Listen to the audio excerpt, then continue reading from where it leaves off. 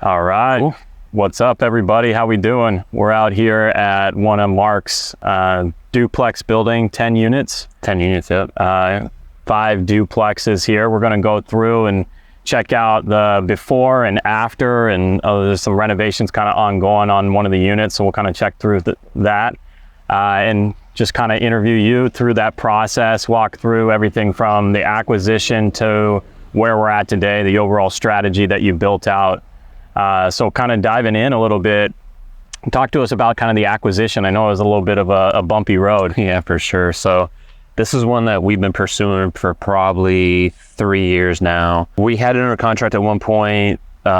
Shit kind of hit the fan with the transaction. We had to pursue a legal route, so there's certain things that I can say and can't say. So I'm trying to be good with my words right now, but that process lasted a good couple years almost. But then we finally came to an agreement and got this guy acquired. And yeah, by the time we got this guy acquired, it was not even close to the same shape it was in when we first pursued it a few years prior. This place was always really neglected, had a lot of potential. Back in the day, from talking with the neighbors, and that's one thing I guess to kind of point out is anytime we purchase a new property, building, whatever it is, love to go around and talk to neighbors. We don't necessarily go knocking on doors, but anytime we see a neighbor outside, we'd love to talk to them. They provide a lot of details about histories of property, previous owners, current tenants, things like that. These neighbors were a blessing that were next to us. The complex was completely occupied, but these guys let us know, hey, here's the scumbags that you guys need to get out. Here's the decent tenants. And I accidentally I said tenants. There was one tenant that was okay that we left. Everybody else was a scumbag. Had to kick him out. But yeah, over the years, neighbors have said this property is a beautiful property, but then shithead after shithead after shithead owner owned this place and just ran it into the ground. So by the time we picked it up, it was unfortunately filled with homeless people. If you were looking for drugs, any type of drug, mainly the dirty drugs, this is the place you came. It was a buffet of drugs, probably prostitution, and a lot of weird shit probably went on. So that's what attracted you to that. That's what attracted us. I'll pay prime dollar for this place. Yeah, there we go. This is it. That's where I can do all my weird shit out. Gold mine. Yeah, so yeah, with this guy, after we acquired it, like I said, 9-day difference from when we first pursued it. So game plan changed a little bit on this.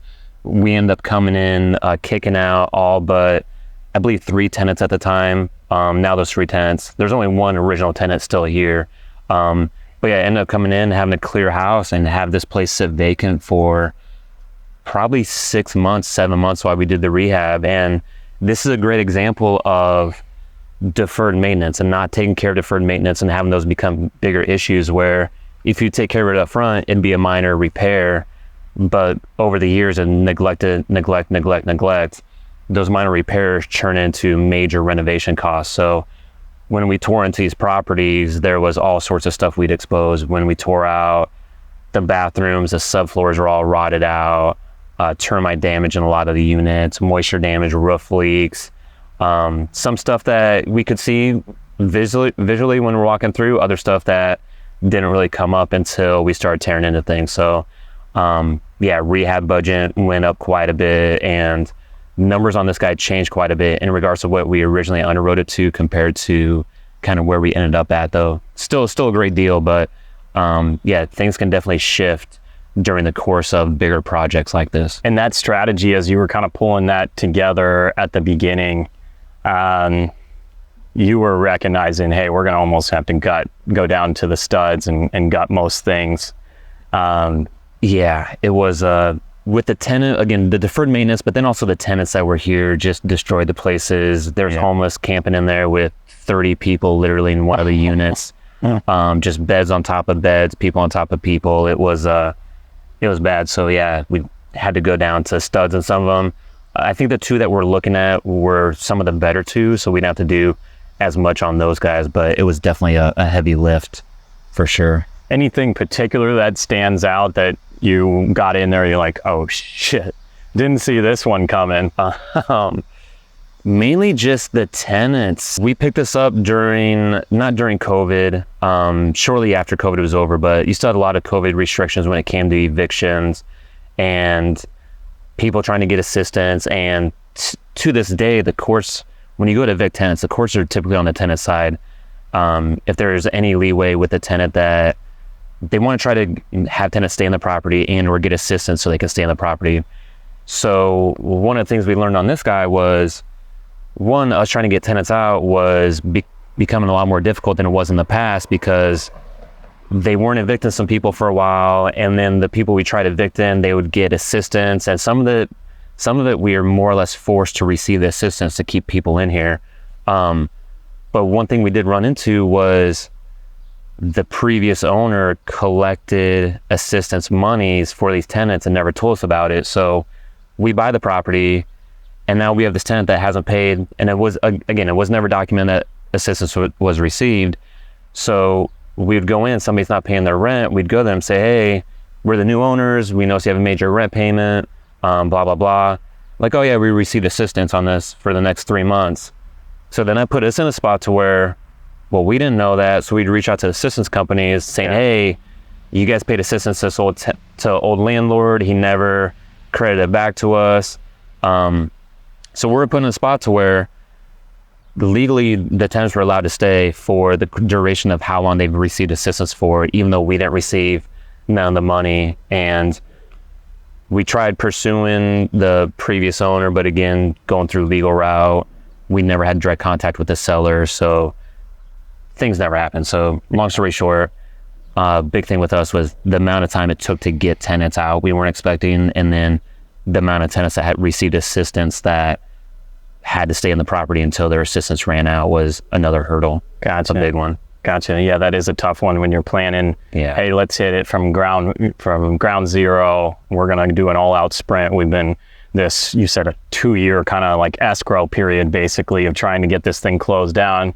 You're ready to start sprinting, and then all of a sudden it's like, pump the brakes. Yeah. Yeah, you can't quite go through it. So I think we go ahead and go check out some of these units. Yeah, so we'll check out a unit that is in the middle of rehab, and then a unit that is finished, or at least should be finished. You guys will find out along with us if it's finished or not. So I've been told it's finished. So we'll check those two guys out and kind of show you what behind the scenes, what we've done to this guy. We can zoom into Mark's face and see how surprised he is one way or the other. We're here in one of your units here. This is the fully rehab room. Yeah. Also the fully rehab room. Oh, this is a nice one. Yeah. Finished unit. They're going to be, tenant's going to be moving in the next couple days. Yeah. So looking pretty good. Yeah, we'll kind of walk you guys around, show you the nice finishes that we put into this guy. And like we said in another video, we're going through our pre-leasing checklist right now to make sure everything looks nice for tenants. Yeah, this is actually where you're planning to retire. This is consideration. Yeah, this is it. Yeah. This is it. I'm sure your wife would be very enthusiastic. She'd be pumped. Yeah, absolutely. Cool. So as you can see, obviously this is the work in progress unit that we were talking about, and maybe just walk us through a little bit of what it looked like before, because you were talking about this is actually not too bad. And yeah, what you can't see on the video is it's got a nice scent to it in here. It's worse than Mark's gym bag after playing basketball for 3 hours. So it's got a real nice scent to it in here. You smell my gym bag now? Oh, just on a little weird Tuesdays. It's a little weird. So it's okay though. But yeah, this place is actually fairly clean compared to what these units were prior to us getting inside. So just imagine this unit, no lights on, a bunch of people living in here, crap everywhere, can barely walk through. The stench was 10 times as worse than what it is now. So this one, again, wasn't as bad as what some of the other units were. We didn't have to go down to studs on this one like we did some others, but all the units are identical. So this one is, what we're doing in this one is what we're doing in what we have done in all the rest. So this one has the hardwood floorings. Again, we refinish the hardwoods. These things are super durable. They typically last, the floors themselves last forever. I'd say probably every 5, 6, 7, 10 years, depending on how the traffic and how many tenants are through and how they take care of it. But once you refinish and put a coating on the floor, like I said, every 5, 7, 10 years, you might have to recoat the floors again. But other than that, hardwood lasts forever. The really only thing that damages hardwood is going to be termites and or water damage. but super durable. So in this one, we're going to refinish all the floors. We put in, they're in now, we put in LED light fixtures in all of our properties. Mentioned that in a previous video too. We do LEDs and low flow plumbing fixtures to help out with utility cost on multifamily properties. On this one, we do pay for the water. Electric and gas are separate. We pay for the water and sewer on this. So by us putting in low flow plumbing fixtures like kitchen sink, bathroom sink, shower heads, that can reduce the water consumption by almost up to 30% at properties, which bigger properties, as you scale up and get in bigger properties, that 30% is a huge savings, especially when you're going into underwrite to see, hey, what's the value add I can do on this? So with this property, a lot of value add opportunity. One, we bought it significantly below market. Two, we're able to raise rents quite a bit in here compared to what they were. And then another one was reducing the water usage and sewer usage down by 30% or so. So those are some of the few value adds that we did on this guy. What did you buy this place for? I think we ended up at 575, 550, 575. Okay. We're going through a refinance right now, actually, on this. This is the last unit that needs to be rehabbed. And the appraiser just came out. I haven't gotten the appraisal back yet, but it looks like it should be appraising around the 900,000 range, somewhere in that ballpark. Rehab wise, we're going to be around a couple $100,000 in rehab, which when we're initially underwriting it, that $200,000 rehab budget was initially underwritten, I believe, around $100,000, 120. So yeah, this is again a good scenario of unexpected things come up, but it's also another reason why you need to buy properties at the right price and or have multiple exit strategies. So with this guy, if we weren't able to afford the rehab, or if we put in that 200,000 and we did our cash flow calculation and stuff wasn't making sense, we'd always have the ability to be able to resell this thing, make some money, but then get out of it. So you never know what's going to come up after you buy a property. So that's why it's always good to have at least a couple extra strategies when you're buying something like this.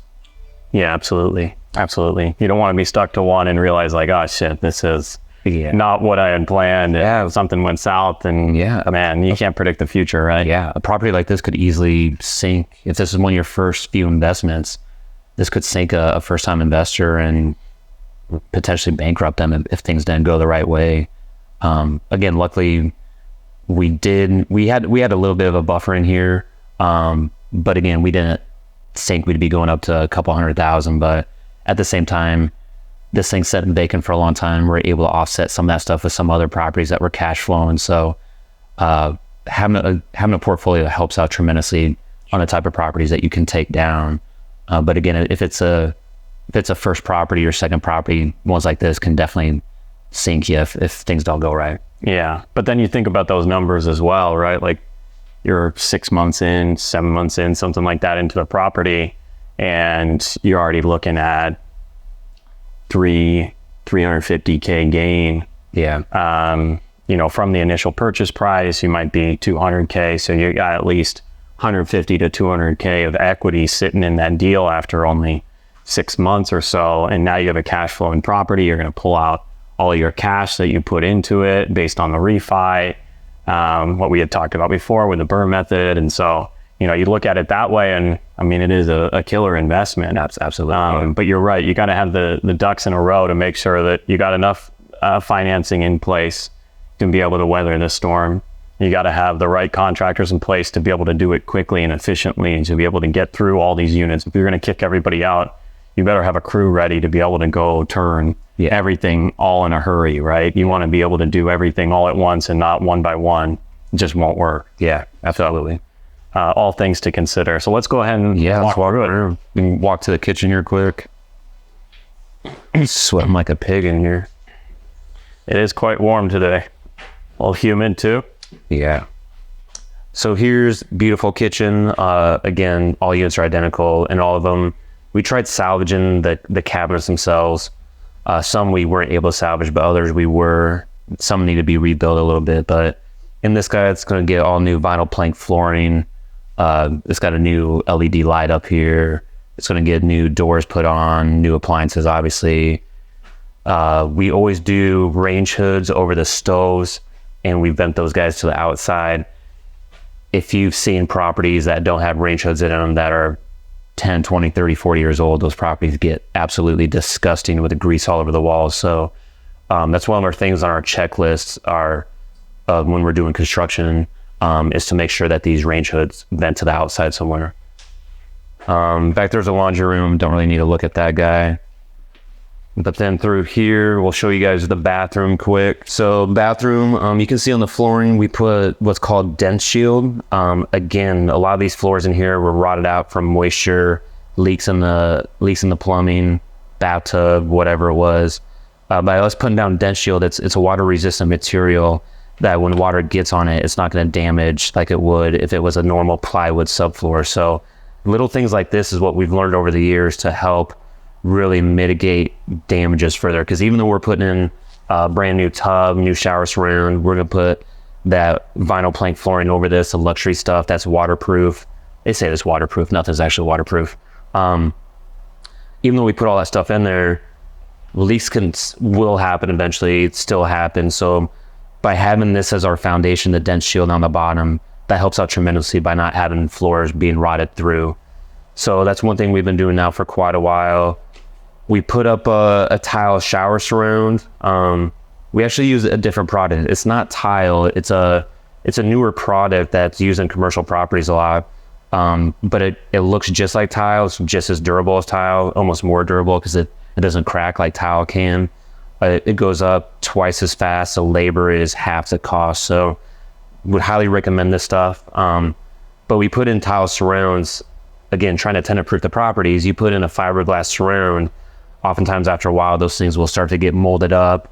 If it's like a 3-piece surround, some of the seams will start to come apart. Water will start to get back in there.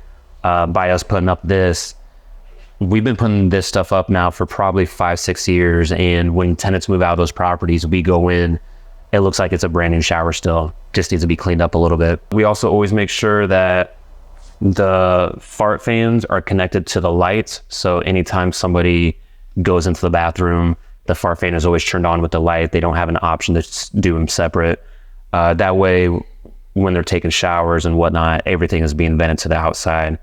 Again, moisture over the long term has huge effects on the bathrooms, and the materials in the bathrooms can even affect outside the bathroom as well. So that's another thing. We make sure that the fart fans are vented through the roofs out to the outside or through the side, whichever is most convenient. Oftentimes they'll come through and we'll find them vented into the attic, which venting moisture up into attic's not a good idea either. So yeah, that's it for the bathroom. Again, these bedrooms are super straightforward. Here it is. New unit now. Check this out. You did an incredible job with this guy. Look at it. Yeah, thank you, bud. So Got it. yeah, this is typical what all the other units look like that we've rehabbed in this guy. So you can see refinished the hardwood floors. We can walk over to this kitchen, show you kind of what we do in the kitchen area a bit. So we do, in this one, we did the vinyl plank flooring in here. We do the tile backsplash. Just helps with character a little bit. Doesn't cost too much extra. We do epoxy countertops. So we were doing a lot of Formica laminate countertops. We did some granite. We found with epoxy so far, at least what our theory is that these will be a lot more durable than some of the other countertops that we tried, and a lot more cost effective as well. So we'll see how they hold up long term. It's something we've been doing for probably a year or two now, a couple of years. We've had a couple of units turned over that have had epoxy countertops and other properties, and they've held up great so far. So yeah, our guys have really started to perfect the look on these guys and have been doing a killer job on it. Yeah, I don't think you mentioned painting the cabinets as well, but just painting the cabinets, as you can see, just goes a long way. Long ways, yeah. Oh my God. Saves a ton of money that we can put in other areas like the bathroom that we'll show you and whatnot. But yeah, it cleans them up quite a bit. Just new paint, new hinges, handles. Yeah, the hardware on the outside is a big one, and then painting. Even also the timelines, like cost is a big one, obviously, but timelines for cabinetry is just incredibly long. Yeah, unless you're buying from a big box store and they have stock cabinets in stock that happen to fit what you're looking for. Perfect size for you, which is like usually not the case, right? Yeah, Yeah, so yeah, it saves a ton of time too. I don't know if I mentioned we do that luxury vinyl plank flooring. One thing that we started to do is we've been installing vinyl plank flooring for a long time now. Before we were going with some of the cheaper stuff. There's a lot of technical terms when it comes to vinyl plank flooring, but mill thickness is one of the things that we look for now for something that's a lot thicker than what we're using. You pay for what you get in vinyl plank flooring. We've seen it in properties.